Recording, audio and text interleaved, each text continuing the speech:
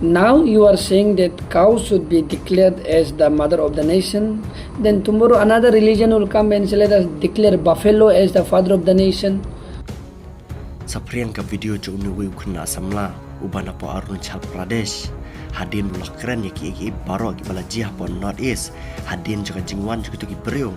Ki badai na po ka niam Hindu bat ki bertemu ban Persya ya ka jing penyap bat ka jing bam da masih po North East. Kena ka video mentah kala sapriang viral haki social media.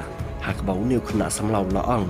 Bam mentah gitu ki beri ki bawan po North East ki ang baka masih ki kami jongkari te saku ke por pagdan ki biru baang baka siar ka belang masih kinde ki hemen ki para jongkari te hato kata kala banlang nakali yang junu samla ulaang ban nakali yang cuki niam Hindu ki deban pikir bah hakabai dei baka niam Hindu hi namar ka niam Hindu ki beriu Hindu ki beriu hi ki ba supply masih syabari bat kari India kadi ka bajor do tam perthai kum kata kari ka ba supply masih ban aibam do syabar jongkari te hakabai dei bat kene ka jingwan juki ki beriu Hindu ban Persya ban Khang ya ka jing penyap ya ka jing bam do masih pot North East te nakali yang junu samla ulaang bagi tu ki beriu ki bet satia ban tuklar ya ka ka bam kabaki beri po North East ki bam lane kano kaniam kabaki beri po North East ki long Henry gitu ki beri Hindu ki diban pelajing mot bah kabai dei bakum no ban tek la kam shwa ya kaniam la de ya ki beri la de ban buram ya kamasi. Now you are saying that cow should be declared as the mother of the nation.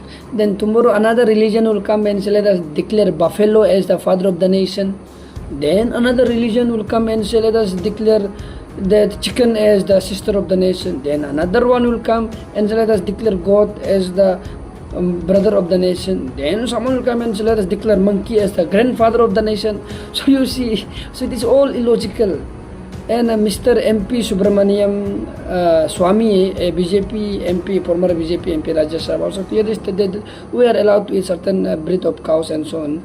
So not rather focusing on that. As I said already, see, the highest exporter of cow meat from India are all run by Hindus. So instead of going around, you try to take control of your own people, then try to force us your religion. You cannot force us your religion, you cannot force us to follow your custom. You respect my religion, you respect my custom, so too I will respect your custom and